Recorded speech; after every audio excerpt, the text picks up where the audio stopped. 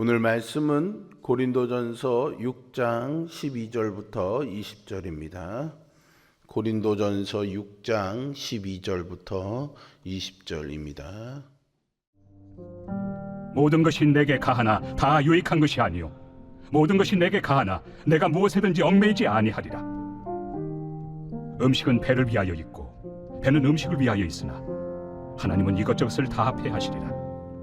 몸은 음란을 위하여 있지 않고 오직 주를 위하여 있으며 주는 몸을 위하여 계시느니라. 하나님이 주를 다시 살리셨고 또한 그의 권능으로 우리를 다시 살리시리라. 너희 몸이 그리스도의 지체인 줄을 알지 못하느냐? 내가 그리스도의 지체를 가지고 장녀의 지체를 만들겠느냐? 결코 그럴 수 없느니라. 장녀와 합하는 자는 그와 한 몸인 줄을 알지 못하느냐? 일러스되 둘이 한 육체가 된다 하셨나니 주와 합하는 자는 한 영이니라. 음행을 피하라. 사람이 범하는 죄마다 몸 밖에 있거니와 음행하는 자는 자기 몸에 죄를 범하느니라. 너희 몸은 너희가 하나님께로부터 받은 바 너희 가운데 계신 성령의 전인 줄을 알지 못하느냐? 너희는 너희 자신의 것이 아니라 값으로 산 것이 되었으니 그런즉 너희 몸으로 하나님께 영광을 돌리라. 아멘. 현대 사회를 지배하는 가장 강력한 구호 중에 하나는요, 내 몸은 나의 것이니 내 마음대로 할 자유가 있다라는 것입니다. 사람들은 자기 몸을 철저히 자기의 소유로 여기며 쾌락을 추구하거나 욕망을 채우는 것을 당연한 권리로 생각합니다. 놀랍게도 2000년 전 고린도라는 도시의 사람들도 이와 똑같은 생각을 가지고 있었습니다. 당시의 헬라 철학은요, 영혼은 선하고 육체는 악하거나 무가치하다고 가르쳤습니다. 그래서 육체로 어떤 죄를 짓든지 영혼의 구원에는 아무런 영향을 미치지 않는다고 믿었습니다. 율법의 문제로 과연 이것을 지켜야 되느냐 말아야 되느냐라고 논쟁이 아주 극렬했던 초대교회 안에서 이러한 헬라적 사상은 굉장한 자유와 해방을 주는 듯했습니다. 율법을 철저하게 굳이 지키지 않아도 되는 자유로움에 대한 확증을 이 헬라 철학이 준다고 생각했기 때문이죠. 그래서 초대교회 안에는 영지주의라는, 그래서 육체는 약하고 악한 것이므로 영이 구원에 이르면 육체가 그 영의 구원에 어떤 영향도 줄 수 없다라는 그런 사상들이 들어왔던 겁니다. 이런 세속적 가치관이 교회 안으로 들어오면서 고린도 교인들은 십자가의 은혜로 얻은 자유를 육체의 정욕을 채우는 방종의 핑계로 삼았던 겁니다. 오늘 본문에서 바울은 이 위험한 영적 착각을 단호하게 바로잡으면서 성도가 자유를 어떻게 사용해야 하는지를 가르쳐 줍니다. 고린도 교회 안에는 음행을 가볍게 여기며 모든 것이 가하다 말하는 사람들이 있었습니다.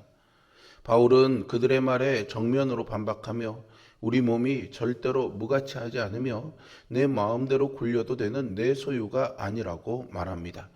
이는 단지 개인의 윤리 문제가 아니라 그리스도의 몸된 교회와 복음의 영광이 걸린 문제이기 때문이죠. 오늘 말씀은 우리를 향합니다. 성도된 우리는 어떤 믿음 위에 서야 할까요? 오늘 말씀을 통해 내 몸의 진짜 주인이 누구인지를 깨닫고 거룩한 성전으로서의 정체성을 회복하는 시간이 되기를 바랍니다. 12절에 보면 고린도 교인들이 즐겨 사용하던 표어가 등장합니다. 모든 것이 내게 가하다. 그들은 예수님을 믿고 율법에서 해방되었지만 그것이 이제는 내 마음대로 행동해도 죄가 되지 않는다는 주장으로 왜곡되게 됩니다. 이에 대해서 바울은 부드럽지만 단호하게 반박합니다. 모든 것이 내게 가하나 다 유익한 것이 아니요 내가 무엇에든지 얽매이지 아니하리라 라고 말이죠. 바울이 말하는 기독교의 참된 자유는 내 마음대로 할 수 있는 권리가 아닙니다. 오히려 죄와 욕망의 노예가 되지 않을 능력입니다.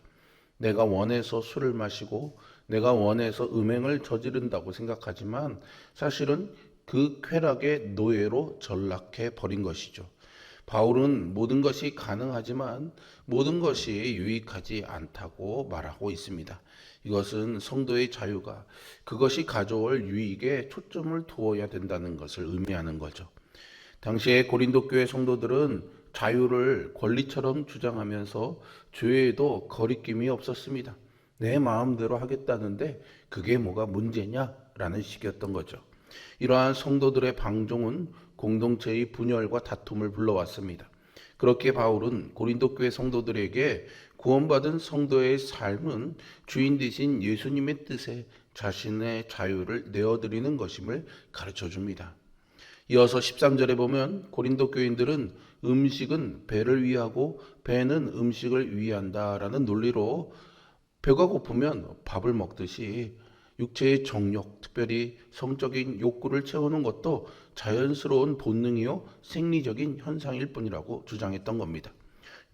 음식과 배의 논리로 육신의 문제를 가볍게 여기려는 이 시도 앞에서 바울은 성도의 몸이 개인의 욕망, 곧 음행을 위한 것이 아니라 주님을 위한 것이라고 단호히 말합니다. 몸은 음행을 위하여 있지 않고 오직 주를 위하여 있으며 주는 몸을 위하여 계시느니라 라고 말이죠. 하나님은 14절의 말씀처럼 예수님을 다시 살리신 것 같이 우리의 육체도 부활하게 하실 것이기에 몸의 가치를 부활의 소망 위에 둡니다. 우리의 몸은 잠시 쓰다 썩어질 소모품이 아니라 영원한 부활에 참여할 영광스러운 존재입니다. 신앙의 본질은 무엇이든 할 수 있다는 태도에 머무르지 않습니다. 우리의 자유가 주님을 기쁘시게 하고 공동체를 살리는지 점검해야 되는 이유는 여기에 있습니다. 바울은 성도의 몸이 지닌 영광스러운 정체성을 15절에서 보다 명확하게 밝힙니다. 너희 몸이 그리스도의 지체인 줄 알지 못하느냐라고 말이죠. 우리가 예수님을 믿을 때 우리의 영혼뿐만 아니라 우리의 몸까지도 그리스도의 몸을 이루는 각 부분이 됩니다. 그런데 고린도 교인들 중에는 우상 신전에 있는 창기, 즉 여사제들과 음행을 저지르는 자들이 있었습니다. 바울은 경악해서 묻습니다. 내가 그리스도의 지체를 가지고 창기의 지체를 만들겠느냐? 결코 그럴 수 없느니라. 창기와 합하는 자는 그와 한 몸이 되는 것이죠. 음행은 단지 내 몸의 문제가 아니라 그리스도의 지체를 죄에 내어주는 일이 됩니다. 거룩하신 그리스도의 지체인 내 몸을 더러운 음행의 도구로 사용하는 것은 곧 주님을 모독하는 끔찍한 죄악입니다. 죄는 언제나 개인의 자유처럼 포장되지만 그 끝은 결국 주님과의 관계를 무너뜨리고 영혼을 무디게 만듭니다. 이어서 17절에서 바울은 창세기의 말씀을 인용해 기독교 신비의 핵심을 보여주며 성적인 관계가 절대로 가벼운 행동이 아님을 드러내죠. 주와 합하는 자는 한 영이니라 라고 말이죠.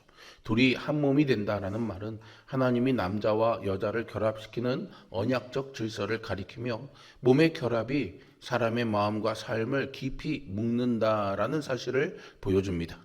우리는 십자가의 은혜로 예수 그리스도와 뗄 수 없는 영적인 연합을 이룬 자들입니다. 그래서 음행은 잠깐의 선택으로 끝나는 일이 아니라 하나님이 세우신 이 관계의 질서를 거스르며 사람을 흔드는 죄가 됩니다. 그러므로 내 몸으로 짓는 죄는 단순한 육체적 실수가 아니라 나와 연합되신 주님의 거룩성을 훼손하는 영적인 반역이 됩니다. 이것이 우리가 음행을 비롯한 육체의 죄를 철저히 경계하고 피해야 하는 본질적인 이유입니다. 우리는 그리스도의 사랑으로 죄에서 자유롭게 된 성도입니다. 죄의 자리에서 주님과 멀어지는 길이 아니라 주님과 연합하는 길을 다시 선택하는 우리 모두가 되기를 소망합니다. 18절에서 바울은 음행을 피하라 단호하게 명령합니다. 다른 죄들은 몸 밖에서 일어나는 일들이지만 음행은 그리스도와 연합된 자기 몸 안에 직접 죄를 범하는 파괴적인 행위이기 때문이죠. 성령께서 거하시는 몸을 죄의 도구로 바꿀 수 없습니다. 이어서 19절과 20절은 오늘 본문의 결론이자 성도가 세상에서 살아가는 가장 중요한 원리를 말해주죠. 너희 몸은 너희가 하나님께로부터 받은 바 너희 가운데 계신 성령의 전인 줄 알지 못하느냐. 너희는 너희 자신의 것이 아니라 값으로 산 것이 되었으니. 우리의 몸은 하나님의 영이 거하시는 거룩한 성전입니다. 그리고 우리는 더 이상 내 소유가 아닙니다. 하나님께서 예수 그리스도의 십자가의 피라는 엄청난 값을 지불하시고 죄와 사망의 시장에서 우리를 사오셨습니다. 소유권이 이전된 것이죠. 내 몸의 주인은 내가 아니라 나를 핏값으로 사신 하나님입니다. 그러므로 20절의 마지막 명령은 우리의 마땅한 본분이 됩니다. 그런즉 너희 몸으로 하나님께 영광을 돌리라. 성도는 자기 몸으로 하나님께 영광을 돌려야 합니다. 주님을 따르고 선을 행하는 성도의 삶은 세상을 주님께로 인도하는 복음의 통로가 되어야 합니다. 주님이 우리를 사셨기에 주님이 책임지시고 주님이 이끌어 주실 것입니다. 중요한 것은 죄를 겉으로만 피하는 것이 아니라 죄에 대한 인식이 근본적으로 바뀌는 것입니다. 오늘 실천할 수 있는 작은 순종 하나를 선택해서 그 순종이 하나님께 영광이 되고 우리의 삶을 다시 세우는 은혜의 길이 되기를 소망합니다. 오늘 본문은 자유를 오해하는 시대 속에서 성도가 무엇 위에 서야 하는지를 분명히 가르쳐 줍니다. 자유는 자신의 욕망을 넓히는 도구가 아니라 그리스도 안에서 유익을 이루는 길이어야 합니다. 세상은 끊임없이 네 몸은 너의 것이니 내 마음대로 즐겨라 라고 속삭이죠. 하지만 성경은 분명히 말하고 있습니다. 너희는 너희 자신의 것이 아니다. 우리 몸은 예수 그리스도의 십자가의 피값으로 구속받은 고귀한 성령의 전입니다. 참된 신앙의 성숙은 내 삶의 주권, 내 몸의 소유권이 나에게서 하나님께로 완전히 넘어갔음을 인정하는 데서 시작합니다. 그러므로 유혹이 가득한 세상 속에서 주님을 붙들어야 합니다. 내 몸이 내 것이 아니기에 내 마음대로 먹고 마시며 욕망에 얽매이던 옛 습관을 버려야 합니다. 내 건강, 내 시간, 내 에너지를 오직 나만을 위해 소비하던 이기적인 삶에서도 돌이켜야 합니다. 오늘도 무심코 행하던 육체의 습관들을 거룩한 말씀 앞에 비추어 보시기를 바랍니다. 무엇이든 할 수 있지만 그리스도의 복음을 위해 그 자유를 주님께 기꺼이 내어드리십시오. 우리에게 주신 이 소중한 몸을 세상의 욕망을 채우는 도구가 아니라 하나님의 사랑을 흘려보내고 십자가의 은혜를 나타내는 거룩한 의의 무기로 내어드리는 참된 자유인으로 살아가는 우리 모두가 되기를 주님의 이름으로 축복합니다. 기도하겠습니다. 거룩하시고 자비로우신 아버지 하나님, 우리를 예수 그리스도의 고귀한 피값으로 사시어 하나님의 소유 삼아주시고 하나님의 영이 거하는 거룩한 전으로 삼아주시니 감사와 찬양을 올려드립니다. 우리의 이 영적, 육적 본분을 잊어버린 채로 우리가 하나님 안에 자유하게 되었으니 무엇을 하든 우리 마음에 거리낌이 없으면 무엇이 문제냐라는 방종의 자리로 나아가는 우리들 되지 말게 하여 주시옵소서. 육체의 본성을 거스리는 것이 어떻게 가능한 일이라며 타협하는 우리들이 되지 말게 하여 주시옵소서. 어떻게 우리의 욕망과 우리의 정욕들을 다스리며 사냐고 나는 연약할 뿐입니다 라는 거룩하지 못한 핑계를 둘러대는 우리가 되지 않기를 원합니다. 우리가 무엇이든 할 수 있는 자유로움 앞에서 주님께 그 모든 것들을 내어드리고 맡김으로 인해서 세상의 어떤 욕망이, 어떤 죄가 우리를 결코 하나님이 우리에게 주신 사랑에서 끊어놓을 수 없는 참 자유와 평안을 누리는 은혜의 자리로 나아갈 수 있는 소망을 누리며 살아가기를 바랍니다. 주님, 오늘 우리의 마음 가운데 성령의 충만한 은혜를 허락하여 주시어서 결코 주님께 우리의 것들을 내어드리는 것이 손해가 아닌 더 많은 것들을 풍성히 누리는 복의 기림을 기억하게 하여 주시고 이 십자가의 길을 겸손함과 순종함으로 따르는 우리 모두가 되게 하여 주시옵소서. 예수 그리스도의 이름으로 기도합니다. 아멘.